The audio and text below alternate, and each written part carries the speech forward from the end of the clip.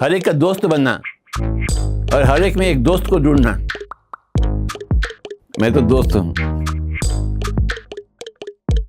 Hello, नमस्ते, सत श्री अकाल। Welcome to another episode of Youth Adda. और आज हमारे साथ हैं दिल्ली की डैज़लिंग मधुमिता और रूपाली। मधुमिता और रूपाली दोनों साइकोलॉजी की स्टूडेंट्स हैं और दोनों माइंड के साथ मैजिक करती हैं। तो आज हम मिलेंगे इन्हीं दोनों से। Welcome Rupali and Madhumita. Thank you. Madhumita और रूपाली, आप दोनों बहुत ही यंग हैं, बहुत ही टैलेंटेड हैं। तो आप ध्यान में कैसे आए? बिकॉज इस एज में सब लोग कहते हैं यार ध्यान तो बहुत बूढ़े बाबा जी टाइप की चीजें हैं। तो आप दोनों ध्यान में कैसे आए? मैं एकदम स्पेक्ट्रम के स्टार्टिंग में आई थी व्हेन आई वाज 11। तो 11 साल की थी मैं और वन डे मम्मी ध्यान सीख के आई थी और उन्होंने बोला कि ट्राई करने के लिए। बट उस टाइम पे मैंने इतना सीरियसली नहीं लिया क्योंकि एक तो 11 साल की एज में क्या ही पता है कि एक तो हाथ को ऐसे कर दो, आंखें बंद करो, बैठो। उस टाइम पे कोई कॉन्सेप्ट मुझे समझ में भी नहीं आता था। बट हाँ, क्योंकि मम्मी बोलती है तो कभी उनके लिए बैठ गए या रात में बैठ गए। बट मैं बहुत भागती थी सीरियसली और रेगुलरली। मैंने तब करना शुरू किया जब मैं 9th स्टैंडर्ड में आई। उस टाइम पे मेरे सारे फ्रेंड्स बहुत अच्छे अच्छे मार्क्स ला रहे थे एंड मैं बहुत कम मार्क्स से पीछे रह गई थी। तो मेरे अंदर वो था कि नहीं, मुझे भी टॉपर बनना है, मुझे भी ट्रॉफी चाहिए। तो बट उसके लिए पढ़ना पड़ेगा। एंड उस टाइम पे मेरा कंसंट्रेशन लेवल बहुत कम था। लाइक मैं बुक खोलती थी एंड 15 मिनट पढ़ा और फिर बुक बंद कर दिया, मुझे नहीं पढ़ना। So just to increase concentration, focus और वो एक इच्छा पढ़ने के लिए मैंने उसके लिए ध्यान शुरू किया just as an experiment. Exams के 3 महीने पहले शुरू किया और मम्मी ने बोला एक बार ट्राई कर ले, क्या ज़्यादा से ज़्यादा क्या ही होगा, तुझे नहीं अच्छा लगेगा तो छोड़ देना। बट उसके बाद जब मैंने 3 महीना कंटिन्यूसली किया तो उसके बाद फिर जो मेरे रिजल्ट्स आए वो मतलब सारे स्ट्रेट एज आए और एकदम टॉपर वाली वाइब थी और मुझे वो अच्छा लग रहा था। एंड कंसंट्रेशन पूरा ऐसे आई थिंक 15-30 मिनट से मेरा कंसंट्रेशन 2.5 आवर 3 आवर एक सिटिंग में बैठना एंड इंटरेस्ट के साथ पढ़ना। द मेजर जो इम्पैक्ट पड़ा था वो था इंटरेस्ट, मेरा पढ़ाई में इंटरेस्ट। तो बस उसके बाद फिर मैंने कंटिन्यू रखा कि अंदर से मुझे जितना ज़्यादा पीस और काम मिल रहा था। उसके बाद फिर कंटिन्यू रहा। वाह। और मधुमिता आप? मैं ध्यान में मैंने पहले जब मैं 16 इयर्स की थी तब मैंने शुरू किया। मेरा भी ऐसा ही पर्सपेक्टिव था कि ध्यान बहुत बड़े लोग करते हैं एंड मेरी एज नहीं है अभी ध्यान करने की। बट जब मैं खुद ही एक सिचुएशन में थी कि मेरे घर में बहुत स्ट्रेसफुल इश्यूज़ या सिचुएशंस चल रहे थे, इंसिडेंट्स हो रहे थे, मेरी मदर खुद डिप्रेशन में थी। तो मैं ऐसे एनवायरनमेंट में थी जिसकी वजह से मैं भी बहुत डिप्रेस्ड और बहुत चीज़ों के लिए एंग्शियस फ़ील करती थी। तो तब मुझे लगा कि मुझे हैप्पी फ़ील करना है, मतलब ऐसा हैप्पीनेस जो कि कॉजेस एंड कंडीशंस से मतलब उसके वजह से नहीं, विदाउट एनी कॉजेस और कंडीशंस जो हैप्पीनेस होता है ना, कि कुछ भी हो रहा हो मैं खुश हूँ, तो वो वैसी खुशी फ़ील करना था। एंड इवन जब मैं डिप्रेशन में थी मुझे अंदर से एक वॉइस आती थी कि नहीं, मैं अपनी लाइफ को ऐसे नहीं देखना चाहती हूँ, जो मैं ऐसी हूँ ही नहीं, मतलब ऐसे सिचुएशन से सकम करना, ऐसा मेरा नेचर नहीं है। तो मुझे इससे बाहर आना है। अगर कुछ भी मुझे एक हेल्पिंग हैंड मिलता है तो मैं इससे बाहर आने के लिए रेडी हूँ। तो ऐसा मेरे को लगता था। वही चीज़ मेरे लाइफ में भी हुआ, ध्यान आया। एंड जब मैंने ध्यान शुरू किया तो पहले मैं PSSM से नहीं कनेक्टेड थी, कहीं और से ध्यान सीखा मैंने। तो ध्यान आते ही बहुत सारे चेंजेस आए लाइफ में। पहले फिज़िकल चेंजेस ही काफ़ी सारे थे। मैंने भी बहुत मेरे एकेडमिक्स में बहुत जंप हुआ लिटरली। मैं क्योंकि मैं इतने स्ट्रेस में थी तो कभी ठीक से पढ़ ही नहीं पाती थी। तो लिटरली 60s से 90s में जंप हो गया मेरे मार्क्स। तो इतने अच्छा फ़र्क पड़ा।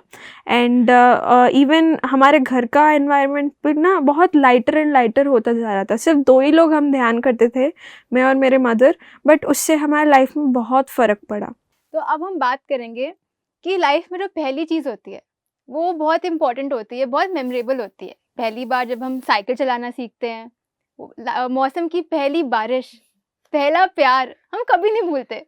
तो आप बताएं कि पत्री सर से आप कब और कैसे मिले first time? How was the experience? Okay, so sir के साथ पहला मीटिंग बहुत इंटरेस्टिंग है और बहुत ऐसे मिक्स ऑफ इमोशंस वाला वो मीटिंग था, क्योंकि वो हमारे एक नेबर के घर पे रुके हुए थे, वो जब दिल्ली विजिट कर रहे थे।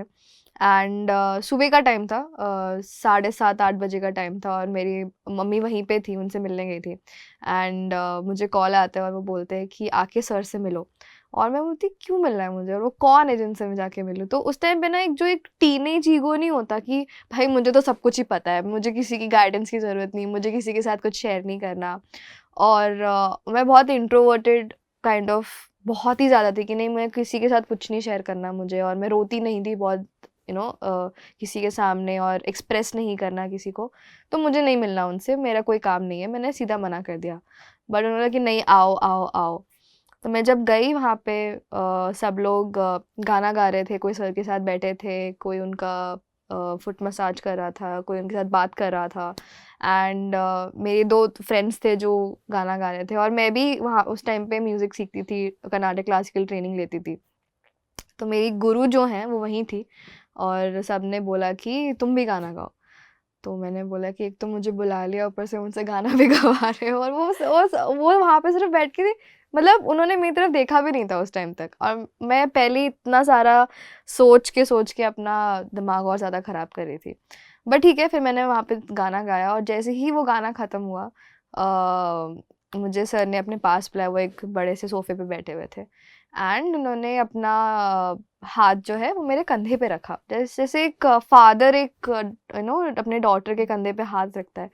एंड उस टाइम पे मेरे डैड आउट ऑफ इंडिया भी रहते थे, तो वर्क के लिए, तो मैं उनको बहुत ज़्यादा मिस करती थी। तो एकदम से मुझे ऐसा लगा कि ऐसे ग्रैंडफादर फादर टाइप किसने मुझे हक कर लिया है, और मैं बहुत फूट के रोई थी उस टाइम पे। मतलब इमेजिन, मतलब इतना ज़्यादा इनहिबिशन था, इतना ज़्यादा ईगो था मेरे अंदर कि मुझे मिलना ही नहीं है उनसे, और मैं पब्लिकली कभी नहीं रोती, कभी एक्सप्रेस नहीं करती अपने इमोशंस को।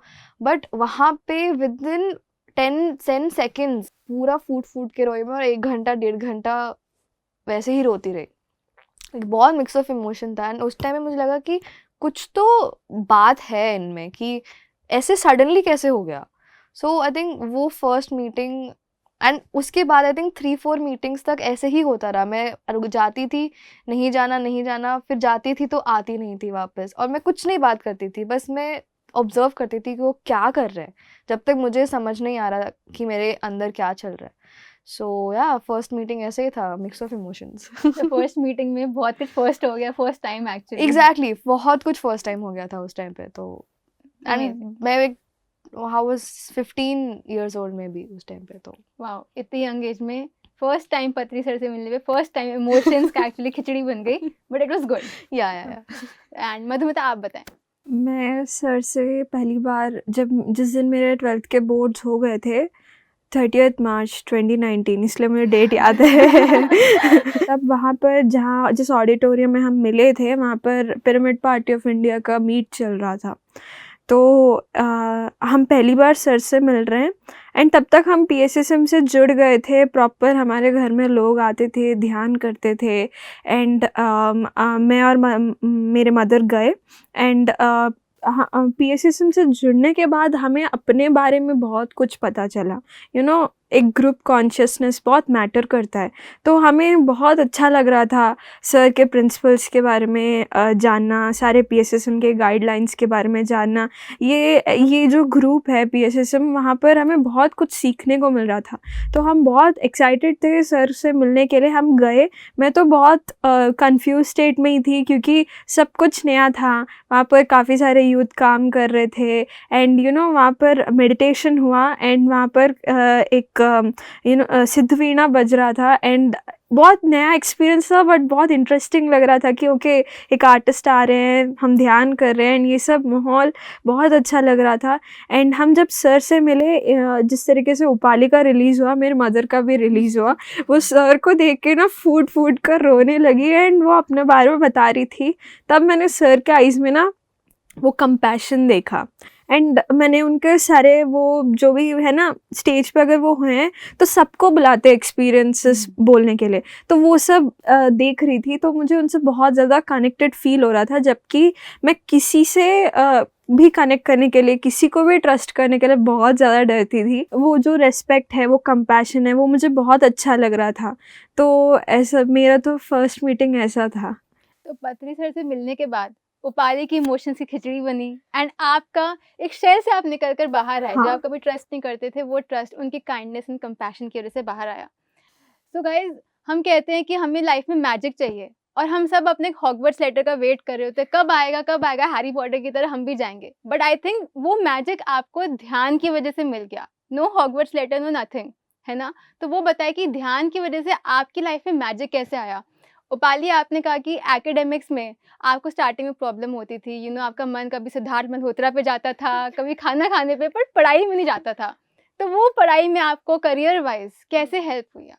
एज अ टीनेजर मेरे लाइफ में हर वो डिस्ट्रैक्शन था जो एक टीनेजर की लाइफ में पॉसिबली हो सकता है। TV distraction, opposite gender distraction, friend group, peer group pressure, influence का डिस्ट्रैक्शन एंड ना पढ़ाई करने के बहुत सारे बहानों का अलग डिस्ट्रैक्शन। एंड मेरी मम्मी के साथ मेरा रिलेशन इतना भी अच्छा नहीं था। सो हर चीज़ का थोड़ा थोड़ा इम्पैक्ट मुझ पे पड़ता था एंड वो लीड करता था कि बहुत कुछ चल रहा है मेरे दिमाग में एंड कॉन्सेंट्रेशन, फोकस कुछ भी नहीं हो रहा। सो आई थिंक मेडिटेशन का जो इमीडिएट इफेक्ट था मेरी लाइफ में, जो मैजिक है वो है कि मैं जितना ज़्यादा मेडिटेट कर रही थी, जितने दिन बढ़ रहे थे आगे आगे, उतना ज़्यादा मैं अपने मन को समझ पा रही थी कि मेरे मन में क्या चल रहा है, वो हलचल क्या है, वो नीड क्या है, या वो वांट क्या है, वो डिज़ायर क्या है, या मेरी अंदर का फीलिंग क्या है। क्यों मैं ऑपोजिट जेंडर के लिए इतना ज़्यादा इमोशनली डिपेंडेंट हूँ, या क्यों अपने पीयर ग्रुप के लिए इतना ज़्यादा इमोशनली डिपेंडेंट हूँ, या क्यों मेरी मम्मी के साथ मेरा रिलेशन दैट कोल्ड वॉर क्यों चल रहा है वैसे। तो I think that magic was कि मैं और ज़्यादा अपने आप को जानने लगी, अपने फीलिंग्स और इमोशन को जानने लगी। जैसे ही वो हुआ, मेरा दिमाग अपने आप एक जगह पे नैरो डाउन हो गया। वो पूरा जो होता है ना, ऐसे बहुत सारी लाइट्स होती है लेकिन फिर एक स्पॉटलाइट होता है, तो वो जो स्पॉटलाइट था वो मैं डिसाइड कर पाई कि मुझे किस चीज़ पे वो स्पॉटलाइट डालनी है और किस चीज़ पे नहीं डालनी है। तो आई थिंक वो सबसे बड़ा मैजिक वॉन्ड है जो मुझे मेडिटेशन की वजह से मिला। एंड आई थिंक वो मेरे कॉलेज लाइफ में भी मुझे बहुत ज़्यादा यूज़ करती हूँ मैं बहुत ज़्यादा इस टूल को, क्योंकि इतने सारे चीज़ें हैं कॉलेज में, इतनी ज़्यादा वास्टनेस है सोसाइटी में, कहाँ पे कितनी लाइट चाहिए और कहाँ पे मेरा कितना रोल है ये समझने के लिए, और कितना इन्वॉल्वमेंट है वो समझने के लिए। आई थिंक दैट अवेयरनेस वो मैजिक है मेडिटेशन का मेरे लिए। तो वो क्लैरिटी आपको मिली एंड वो अवेयरनेस आई। मधुमिता, जैसे देवदास पारो के लिए डिप्रेशन में चला गया था, आपने कहा आप भी डिप्रेशन में थे, एंग्जाइटी में थे, और आई थिंक ये यूथ की कॉमन प्रॉब्लम है जो हम निगलेक्ट कर देते हैं कि अरे ऐसे ही है, बट एक्चुअली बहुत ही सीरियस थिंग है। तो ये मेडिटेशन ने आपकी इसमें कैसे हेल्प की, इसे ओवरकम करने में? पहले तो मेडिटेशन करते ही जब मैंने अपने ब्रेथ पे कंसंट्रेट करना शुरू किया, मेरे थॉट्स कम होते गए। तो जितना मैं ओवरथिंक करती थी वो एकदम से धीरे धीरे, ये कुछ अचानक से नहीं हुआ, it was a slow journey जिसमें मेरे थॉट्स कम होते गए। तो वो जो भार था, मैं जो अपने ऊपर वो बर्डन लेके चल रही थी, इस बहुत ज़्यादा सोचना, हर चीज़ को मतलब ना हर चीज़ को बहुत ही डिटेलली, अरे ऐसा हुआ तो ऐसा हुआ होगा, सब पॉसिबिलिटीज़ निकाल के कुछ ना कुछ ऐसे जो हम सोचते रहते, वो सब कम हो गया ध्यान के वजह से। एंड वो एक शांति आई लाइफ में जो कि बहुत इम्पॉर्टेंट होती है। एंड मैं हमेशा से एक विक्टिम मेंटालिटी में थी कि मेरे साथ ही हो रहा है, मेरे ही लाइफ में प्रॉब्लम है, सब मुझे ही ये करते हैं। तो वो सब वो वैसे मोड से मैं काइंड ऑफ एक ये समझने लगी कि ओके, लोग भी ऐसा करते हैं तो उनके कुछ रीजंस हैं। एंड मोस्ट इम्पॉर्टेंटली मैं ही प्लान करके आई हूँ सब कुछ, मैं ही अपने लाइफ में ये सब कुछ लाई हूँ।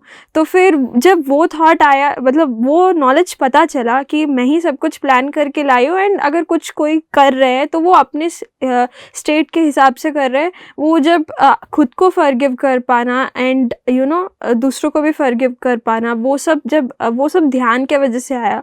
वो ध्यान के वजह से वो काइंड ऑफ मेरे पर्सनैलिटी में भी वो मेरा पर्सनैलिटी इवॉल्व किया। मैं कहीं और थी एंड उससे मैं कुछ और अपने अंदर ही वो डिविनिटी को जान पाई कि ओके ऐसे भी होता है। एंड वो जो सोल नॉलेज है वो जब मिला तो काफ़ी सारे वुंड्स जो है वो मेरे क्लियर हुए एंड कंप्लेंट्स रुक गए कि मेरे लाइफ में ये चल रहा है, मेरे लाइफ में वो चल रहा है, कुछ भी नहीं, नो कंप्लेंट्स। तो एंड इवन मुझे ऐसा लगता था कि मैं नॉन जजमेंटल हूँ, बट नहीं, मेरे में अंदर बहुत जजमेंट था। तो वो जजमेंट भी ध्यान की वजह से रिलीज़ हुआ। तो काइंड ऑफ कहीं ना कहीं डिप्रेशन मेरे लाइफ में मेरे थॉट पैटर्न्स के वजह से था। तो वो थॉट पैटर्न्स शिफ्ट हुए एक हायर मोर डेवलप मोर इवॉल्व थॉट पैटर्न्स में शिफ्ट हुए। तो वो ध्यान के वजह से ही एंड जो भी नॉलेज है उसके वजह से, सोल नॉलेज के वजह से ही वो हो पाया। तो उसी के वजह से जब मैं ट्रूथ को जान पाई, जब मुझे प्रॉपर नॉलेज मिला, तो मैं ऑटोमेटिकली वो डिप्रेशन से बहुत इजीली बाहर आ गई। तो अंडरस्टैंडिंग, एक्सेप्टेंस, फॉरगिवनेस। उपाली और मधुमिता, आपने इस मैजिक को अपनी लाइफ में अनफोल्ड कर दिया एंड आपने बहुत चीज़ें देखी अपनी लाइफ में, इसकी वजह से पॉजिटिव चेंजेस देखे। तो आप दोनों इतने ब्यूटीफुल हो, इतने क्यूट हो, एंड जब आप टीनेजर्स थे तब और छोटे छोटे इत्तू से थे, और आप मिले पत्री सर से जो कि 6 फीट हैं, इनकी दाढ़ी है लंबी सी। तो आपको लगा कि यार ये तो बहुत एज गैप हो गया है, तो आपको लगा कि हम उनसे रिलेट कर पाएंगे, अपनी चीज़ें शेयर कर पाएंगे, बिकॉज इस एज में हम अपने फ्रेंड्स के साथ, अपनी एज के लोगों के साथ ही चीज़ें शेयर करते हैं। तो आपको कितना लगा कि एज गैप है, या लगा कि नहीं यार sir is very friendly and हम सब कुछ शेयर कर सकते हैं? I think age gap initially मुझे बात करने से पहले लग रहा था कि नहीं समझेंगे लोग, वो कहाँ बहुत एज है, बहुत एक्सपीरियंस्ड है, हम कहाँ बच्चे हैं अभी। बट जैसे जैसे मैं उनको सुनती गई, उनकी बातें, उनके वीडियोस, और जब वो पब्लिक गैदरिंग्स में आके बात करते थे, तो आई थिंक जो सिंप्लिसिटी और जो साइंटिफिक टेम्परामेंट है उनका, वो मुझे सबसे ज़्यादा अट्रैक्ट किया था। एंड वहाँ पे मुझे लगा कि नहीं, कोई बैरियर नहीं है। एंड क्योंकि वो कोई भी चीज़ कॉम्प्लेक्स तरीके से नहीं बोलते थे, कॉम्प्लिकेटेड तरीके से नहीं बोलते थे, बहुत सिंपल 1 वर्ड 1 सेंटेंस आंसर्स होते थे। एंड वो एकदम क्वेश्चन आंसर, ना घुमाना ना फिराना, कुछ नहीं, स्ट्रेट कट आंसर्स होते थे। तो आई थिंक वहाँ पे मुझे लगा कि नहीं, कोई एज गैप नहीं है, रेलेवेंट है बहुत ज़्यादा। एंड क्योंकि मेरा बहुत ज़्यादा लॉजिकल माइंड चलता है, तो मुझे हमेशा रीजनिंग चाहिए होती है चीज़ों के, कॉज इफेक्ट रीजनिंग चाहिए मुझे। तो वो चीज़ मुझे उनसे मिली, उनकी बातों में मिली, उनके पूरे बिहेवियर में मैंने देखा। तो वहाँ पे मुझे लगा कि नहीं, यहाँ पे एज का कोई रोल ही नहीं है, देयर इज़ नो नीड कि वो जिक्र भी हो उस चीज़ का। तो या मेरे लिए तो वही था। और मधुमिता आप? मुझे सर को देखकर ना, मतलब मैं पहले से ही उनके जो भी नॉलेज है वो सब सुन रही थी। फिर मैं उसके बाद पहली बार उनसे मिली, तो मुझे पहले से ही उनसे बहुत कनेक्टेड फील होता था। जो भी नॉलेज वो शेयर करते थे, जैसे उपाली ने बोला, बहुत ही सिंपल एंड स्ट्रेट फॉरवर्ड होता था। तो जो भी वो शेयर करते थे ना, वो मुझे मेरे दिल में छूता था, तो फिर उसके वजह से मुझे ऑटोमेटिकली कनेक्टेड फील होता था उनसे। ऐसा नहीं लगता था कि वो बहुत बड़े हैं, एंड ऐसा कुछ भी नहीं लगता था। हाँ, मुझे कम्युनिकेट करने में मैं हमेशा डरती थी, तो थोड़ा-सा मैं हिचकिचाती ज़रूर थी, बट उनसे कनेक्टेड बहुत बहुत ज़्यादा फील होता था। या तो वाओ, 2 साइकोलॉजी के स्टूडेंट्स, एक लॉजिकल, एक दिल लॉजिकल, और दोनों ने पत्री सर के साथ बहुत ही अमेजिंगली कनेक्ट किया। मधुमिता और रूपाली, आप दोनों के अंदर कौन सा टैलेंट है जो आपको स्पिरिचुअलिटी में आने के बाद पता चला, वो बताओ? तो एक टैलेंट पहले से था और एक टैलेंट बाद में मुझे पता चला। तो जो पहले से था, मैं वो पहले बता देती हूँ। तो मैं ध्यान में आने से पहले से ही गाना गाती थी, ट्रेनिंग लेती थी। मतलब मेरी मम्मी ये भी तक बोलती है कि जब से बोलना शुरू किया तब से गाना भी शुरू किया है। लेकिन मुझे जैसे जैसे मेरी ट्रेनिंग बढ़ती गई आगे, और हिंदुस्तानी क्लासिकल, कर्नाटक क्लासिकल, तो मुझे इतना कनेक्ट जो है उनसे वो छूटने लगा कि क्या वही चीज़ें, मुझे सडनली गाने से जो कनेक्ट है वो छूटने लगा। बट ध्यान में आने के बाद आई थिंक म्यूज़िक के साथ, जो इंस्ट्रूमेंटल म्यूज़िक है या जो एकदम क्लासिकल राग बेस्ड म्यूज़िक है, उसके साथ कनेक्ट बढ़ता गया मेरा। क्योंकि एक राग का जो एक फीलिंग है, एक इमोशन है, जो एक राग जब कोई सिंगर गाता है वो राग, तो वो उसके साथ मैं और ज़्यादा कनेक्ट कर पाई। तो ये तो इन्हांस हुआ मेरा टैलेंट। और एंड एक टैलेंट जो ऐड हो गया इसके साथ, वो था राइटिंग का। मैं अपने एक्सप्रेशंस और अपने भावनाओं को, अपने सारी छुपी हुई दबी हुई फीलिंग्स को शब्द दे पा रही थी। एंड सिर्फ हार्ट ब्रेक या सिर्फ दुख दर्द के बारे में नहीं लिख रही थी मैं, प्यार, लाइफ के बारे में, जो मैं सीख रही हूँ, जो एक्सपीरियंसेस हो रहे हैं उनके बारे में। एंड अभी तक राइटिंग एक ऐसा माध्यम बन चुका है कि अगर मुझे कुछ चीज़ समझनी भी होती है तो मैं उसको पूरा अच्छे से अपने जहन में बिठा लेती हूँ, और फिर जो भी इमोशन या जो भी एहसास उसके साथ आता है वो मैं बस फ्लो में लिखती रहती हूँ। एंड वो रेयर होता है, बट आई थिंक वो एक टैलेंट है जो मुझे ध्यान के बाद पता चला, जब मैंने अपने आप को और ज़्यादा जाना। वाह, तो गुलजार है हमारे पास, एंड अब हमारे पास उपाली है। उपाली, आपने कहा सिंगिंग के बारे में, आपने पहले भी बोला था कि आपको सिंगिंग के बारे में, तो आप हमें एक दो लाइन से सुना ही सकती हैं हमें। तो एक फेवरेट गाना है मेरा जो बहुत ज़्यादा मुझे इससे बहुत ज़्यादा कनेक्ट होता है।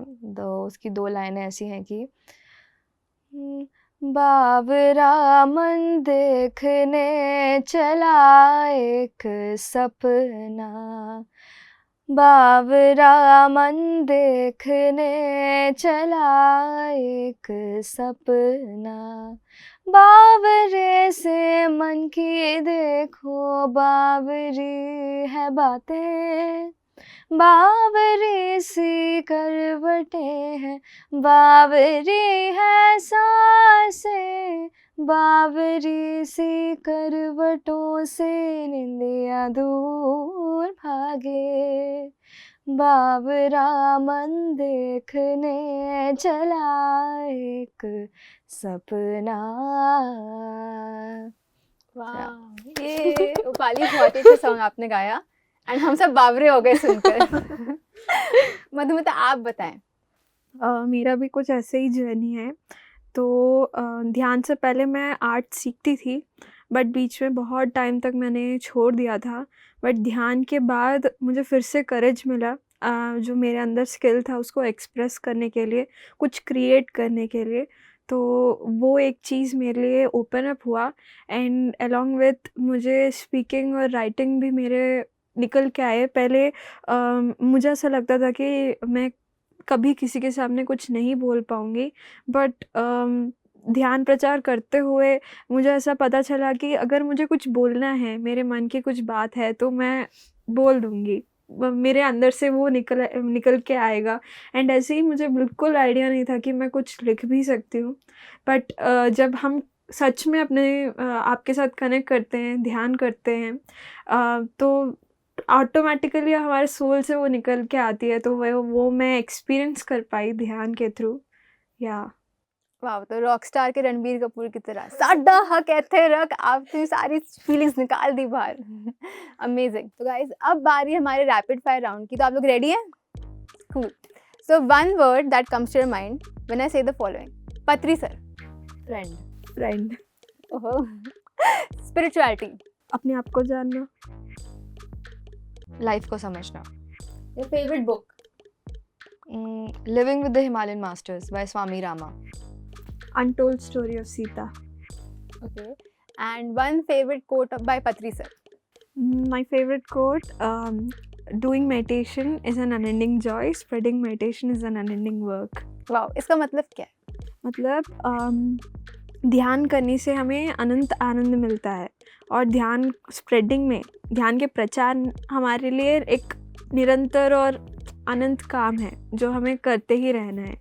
वाह, और इसमें हमें बहुत मज़ा आता है। एग्जैक्टली। उपाली। तो उनका एक कोट है विच गोज लाइक कि we are the product of our thoughts, we are the creators of our intention, and we are the directors of our action, nobody controls us. सर घूम गया। नहीं, हिंदी में प्लीज। कि हम जो भी हैं वो हमारे विचारों की वजह से हैं, और हम अपनी इंटेंशन, जो हमारी संकल्प शक्ति है, उसके क्रिएटर्स हैं। क्योंकि मेडिटेशन की वजह से जो हमें स्ट्रेंथ मिलती है, एनर्जाइज्ड हम फील करते हैं, वो पूरी एनर्जी हम उस थॉट में डालते हैं, वो उतना पावर पैक्ड इंटेंशन होता है हमारा। तो we are the creators of our intentions and we are the directors of our action. जो भी हम करते हैं वो किसी की वजह से नहीं करते हैं, आप करना चाहते हो इसीलिए आप करते हो, और कोई भी आपको कंट्रोल नहीं करता है और कोई भी आपके लिए रिस्पॉन्सिबल नहीं है। You are only responsible for yourself. तो ये कोट बहुत ज़्यादा मुझे एम्पावरिंग लगता है सर का। एंड उसमें मेडिटेशन का रोल आई थिंक मधुमिता ने ऑलरेडी बता दिया है। सो या तो अब आपको बताना है एक ऐसा वर्ड जो आप दोनों से रिलेटेड है, मुझसे भी है, हम सबसे है। One word for youth.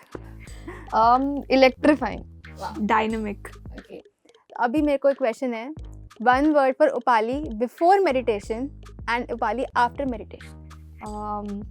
I think मेरा तो कन्फ्यूजन टू क्लैरिटी है। तो before meditation confusion, after meditation clarity. Madhumita? पहले मैं लिमिटेड थी, अब मैं ध्यान के बाद अनलिमिटेड हो गई हूँ। Wow, very good. And one word for PMC Hindi. Truth, सत्य। मेरे मन में भी यही आ रहा था, ट्रूथ। सत्य ही आ रहा था मेरे भी मन में। Great minds think alike. तो आप दोनों का रैपिड फायर राउंड बहुत ही रैपिड था, तो thank you so much. And last में उपाली एंड मधुमिता, हमारे यूथ के लिए एक मैसेज। तो आई थिंक यूथ के लिए एक बहुत सिंपल मैसेज वन लाइन में यही है कि आप अपने से हमेशा सच बोलें और अपने से हमेशा ट्रूथफुल रहें। उससे आप अपने साथ एट पीस रहेंगे और आप बाकी सबके साथ भी शांति से रह सकते हैं। एंड वही सबसे सिंपल तरीका है लाइफ को जीने का। मधुमिता? तो यूथ के लिए मेरा मैसेज यही है कि हर मोमेंट को जिए, हर मोमेंट को एंजॉय करें एंड इवन लिटिल थिंग्स को एंजॉय करें। हम हमेशा हसल में एंड गोल्स अचीव करने में उन सब में हमें कंडीशन कर दिया गया है, बट लाइफ का ट्रू ब्यूटी यही है कि हम हर चीज़ को एंजॉय करें, हर मोमेंट को एंजॉय करें एंड इस प्रेजेंट मोमेंट में रहते हुए उसको सच में जिए। तो मेरा मैसेज यही है कि आप एंजॉय करें एंड सेलिब्रेट करें लाइफ को। या thank you so much Upali and Madhumita. आपने हमें बताया कि the magic is within us. हम चाहें कुछ भी कर सकते हैं and we can do anything we put our mind to. Thank you so much. Thank you. तो ये थे हमारे साथ माइंड के साथ मैजिक करने वाले दी अमेजिंग मधुमिता और उपाली। नेक्स्ट वीक यूथ अड्डा पे होगा एक नया youth. Till then keep watching PMC Hindi.